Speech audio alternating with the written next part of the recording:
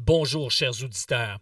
Ici Éric Lantier au microphone et bienvenue à ce tour d'horizon du 10 janvier 2020. Et oui, c'est la première de l'année et j'en profite pour vous souhaiter une bonne et chaleureuse année. De quoi parle-t-on aujourd'hui, mesdames et messieurs? Eh bien, il est question du remplacement du cours d'ECR, le cours d'éthique et culture religieuse. Et oui, le ministre de l'Éducation, Jean-François Roberge, qui a déjà enseigné l'éthique et culture religieuse, souhaite pas éliminer totalement la religion de ce cours, mais veut reconfigurer ce cours et lui donner un autre nom. Parce qu'au Québec, le cours d'ECR, c'est un titre de cours qui est brûlé. Il y a beaucoup de gens qui s'opposent au fait qu'on enseigne les religions de manière à ce qu'elles sont toutes égales et ont toutes la même valeur. On reproche aussi à ce que ce cours n'intègre pas la croyance de l'athéisme. On critique aussi que ce cours met beaucoup trop d'accent sur les religions en termes de temps et qu'on n'enseigne pas suffisamment le patrimoine chrétien qui est associé aux Québécois et à l'histoire du Québec. Alors, maintenant, comment va-t-il s'y prendre? Bien, par deux volets. Un volet où est-ce que il y a des consultations publiques en ligne qui sont disponibles dès aujourd'hui. Vous pouvez y avoir accès, et ce jusqu'au 21 février, tout simplement en allant sur Décentré, parce que je vais vous donner accès à ce lien. C'est un lien public, là. Si vous faites une recherche sur votre moteur de recherche, vous allez pouvoir le trouver, mais pour faciliter la tâche, pour vous faciliter la tâche, eh bien, il va être en ligne sur Décentré dans la case du tour d'horizon d'aujourd'hui, le 10 janvier 2020. Alors, il y a 10 questions dans ce questionnaire et ça touche différents aspects du cours. Qu'est-ce que vous souhaiteriez qu'on y enseigne?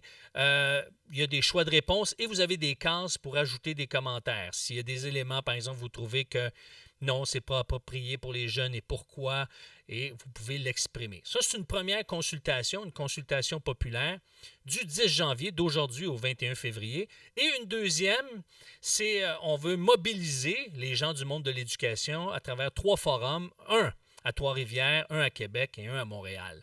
Et à partir de là, le gouvernement de la CAQ va trancher avec une décision politique. Maintenant, qu'est-ce que je pense, moi, de ce cours-là? Dans un premier temps, moi, je serais d'accord qu'on intègre la notion de l'athéisme, mais qu'on la présente comme une croyance au même titre que les autres religions. Pourquoi? Parce que les gens qui pratiquent l'athéisme, eh bien, vont prendre des décisions en fonction de leur croyance, en fonction de leur foi. Eux autres, leur croyance, les athées, ils croient que Dieu n'existe pas. Leurs décisions, leur vie et leurs valeurs sont bâties, sont fondées en fonction de cette croyance-là. Donc, il s'agit d'une croyance.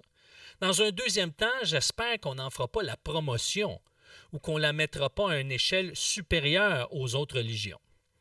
L'autre élément, je crois que dans le volet religion de ce nouveau cours, j'espère que au moins 40% de ce cours sera consacré au patrimoine religieux québécois. Donc, pourquoi il y a des croix sur le bord des routes, sur des montagnes au Québec? Pourquoi des villages, des rues portent le nom de certains saints? Pourquoi au Québec on fête Noël, Pâques et l'Action de grâce? Pourquoi on chante des cantiques traditionnels dans le temps de Noël?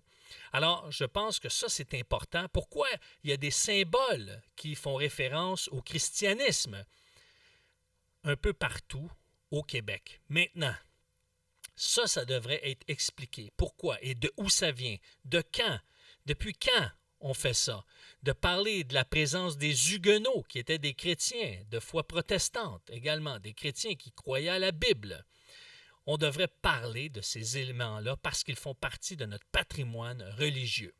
L'autre chose, je crois également que tout le volet de l'éducation sexuelle qu'on veut intégrer dans ce cours-là, plutôt que d'intégrer un volet d'éducation sexuelle dans ce nouveau cours d'éthique, eh bien qu'on puisse prendre les ressources du gouvernement et les utiliser pour équiper les parents à mieux communiquer, à mieux dialoguer. S'il y a des tensions, si par exemple il y a des malaises, bien que les parents puissent contacter ces ressources-là et puissent recevoir de l'aide, de l'accompagnement pour mieux dialoguer sur le sujet de la sexualité.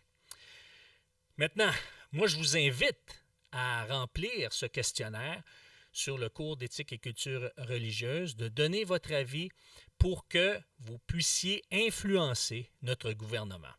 Puisque le temps file, mesdames et messieurs, eh bien, on aura l'occasion certainement de s'en reparler.